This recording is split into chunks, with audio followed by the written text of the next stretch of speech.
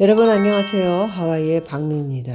아파트값 상승세 4분기부터 소강 국면 접어들 듯이라는 내용인데요. 미국의 연내 0.25%포인트 추가 인상 의지와 함께 금리 상승세 쉽게 꺾이지 않을 것이다. 이런 전망이 지금 이미 나와서 돌아다니고 있죠.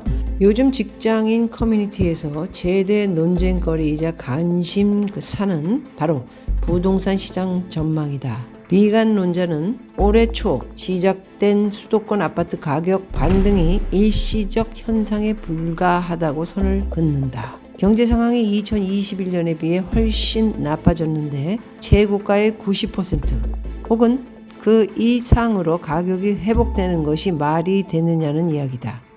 반면에 낙관론자들은 최근 수도권 아파트 가격 상승세를 근거로 집값이 더욱더 상승할 것이다. 이렇게 자신들을 하고 있습니다.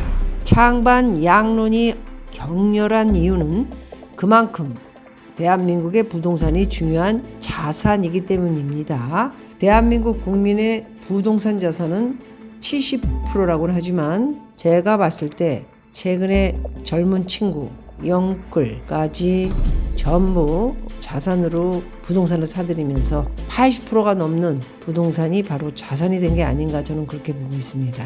7월 기준 전국 아파트 중위가격은 3억 6천만 원, 서울 아파트 중위가격은 9억 5천만 원입니다. 반면에 2021년 기준 가계 중위소득은 연 5천만 원에 불과한데요. 연소득의 7배에서 19배에 이르는 부동산을 자기 돈만 가지고 구입한 가게는 극소수의 불가가 아니고 살 수 없죠. 대출 받아야죠. 아니면 부모님이 돈을 100% 또는 90% 주거나 아니면 부인이 부자거나 남자 쪽이 부자거나 뭐 이유가 있겠지만은 일단 기존에 돈이 많이 있는 집안 사람들과 결혼을 했거나 부모님 덕을 보거나 그렇다면 모를까 월급만 가지고 집을 산다는 건 불가하다. 저도 그렇게 생각합니다. 자, 이 글에 인터뷰를 한 사람의 내용을 보면요. 본인은 향후 주택 시장은 어떤 모습일까라는 내용에 있어서 결론부터 말하면 4분기부터 점차 소강 국면에 접어들 가능성이 크다 이렇게 보고 있습니다. 서울 등 수도권 중심으로 주택가격이 급등한 데다가 시장금리가 상승한 것에 주목하기 때문입니다. 글쎄 제가 여러분들에게 말씀드렸던 것은 한결같이 올 하반기까지의 1년을 봤을 적에 중간에 정부에서 50년 대출 그리고 특례보금자리 이것이 없었으면 예상했던 대로 50%까지 떨어졌겠지만 지금 현재는 이제 집을 더 사들이면서 부동산이 상승을 한다 이런 이야기가 나왔지만은 여름이 지난 후에 이제 가을 겨울이 이제 들어갑니다. 조금 늦기는 했지만 여전히 저는 주택 가격은 4분기 이제부터 떨어진다는 내용인데요. 분위기는 벌써 거래 절벽이 시작된 게 8월 중순부터고요. 물건은 지금 7만 5천 개가 넘는 것으로 지금 보고 있습니다. 쉽지 않은 부동산 매매 거래 그리고 이제 사는 것도 전부들 고심을 하는 시기가 왔죠. 그래서 부동산은 별로 그렇게 좋게 낙관론자들이 보는 것처럼 오를 것이다. 조금 다시 여러분들이 연구를 하셔야 된다 생각합니다. 저는 한결같이 똑같은 말을 드렸고요. 2000년 이전 주택시장은 금리 변화에 큰 영향을 받지 않았다. 주택은행을 통해 최대 2천만 원까지 대출 받는 것을 제외하고는 제1금융권에서 개인이 대출받기가 쉽지 않았기 때문이다. 그러나 1997년 발생한 외환위기와 대기업 연쇄 도산 이후 시중은행의 태도가 180도 바뀌었죠. 기업 대출이 위험하다고 판단한 은행들이 속속 가계대출 위주로 전환을 한 것입니다. 개인들한테 돈을 속속 빌려줬죠. 금리와 주택시장이 이전보다 훨씬 강한 연관을 맺고 있음을 보여주는 사례가 바로 2021년인데요. 지금 집값이 가장 싸다는 이야기가 번지며 강력한 주택 가격 상승이 나타났지만 그해 8월부터 정책 금리 인상이 시작되면서요.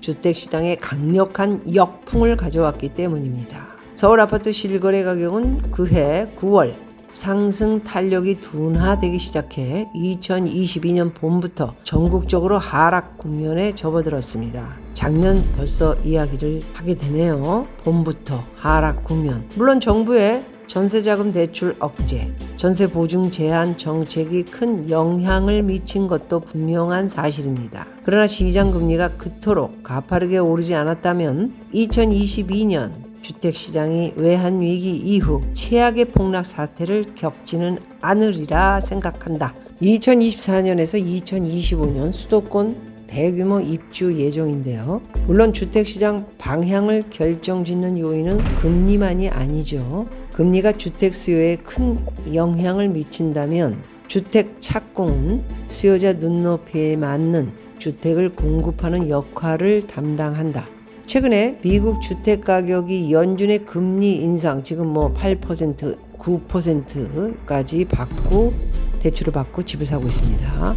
역사상 최고치를 경신한 것이 주택 공급의 중요성을 보여주는 좋은 사례다. 만성적인 주택 공급 부족 속에서 신축 주택 가격이 전체 주택 시장을 좌우하고 있다는 것입니다. 그러나 한국 상황은 미국과 다른 면이 있죠. 한국은 주택 가격과 주택 공급이 매우 강한 정의의 관계를 형성하고 있고요. 주택 가격이 급등하면 수익성이 개선될 것을 기대해 대규모 주택 착공 사업이 시행되고, 반대로 주택시장이 침체될 때는 신축 주택 착공이 감소하는 것이 일반적입니다. 미국처럼 십수년에 걸쳐 주택 공급이 감소하지 않는다는 이야기입니다. 더 나아가서 2020년 그리고 2021년 주택 착공 증가의 영향으로 2024년 그리고 25년까지 수도권을 중심으로 대규모 입주가 예정돼 있죠. 그 중에 가장 많은 입주 기다리고 있는 게 송파, 그리고 잠실, 서초동. 지금도 많이 물건들이 전세니 팔겠다는 물건들이 많이 나와 있는 곳이기도 한데 계속 이제 입주 물량들이 올 하반기 내년까지 이어질 것으로 보고 있습니다. 서울은 올해를 고비로 입주 물량이 점차 줄어들지만 인천과 경기도 마찬가지죠. 입주 물량이 어마어마하게 계속 나오고 내년에도 엄청나게 많은 물건이 입주를 기다리고 있습니다. 그래서 인천 경기는 지난 20년간의 평균 수준을 넘어서는 입주 물량이 지금 대기하고 있고요. 따라서 주택 공급 감소 현상은 지역별로 서로 다른 영향을 미칠 가능성이 커 보인다. 이상의 요인들을 종합해 본다면 올해 4분기 이후 주택시장 여건을 크게 낙관하기는 어렵다. 시장 금리가 추가로 상승할 위험을 내포하고 있는 데다 일부 지역의 입주 물량 부담이 여전하기 때문이다. 따라서 4분기부터 반등 국면이 서서히 마무리되는 한편 지역별 차별화 현상이 출현할 가능성에 대비할 필요가 있다. 이렇게 이야기를 했습니다. 중간중간에 내용을 제가 분석해서 이야기해드린 거 좀 들으시면 되고요. 지금까지 오랫동안 제가 부동산에서 설명한 내용 그대로 무슨 말인지 알아들으시죠?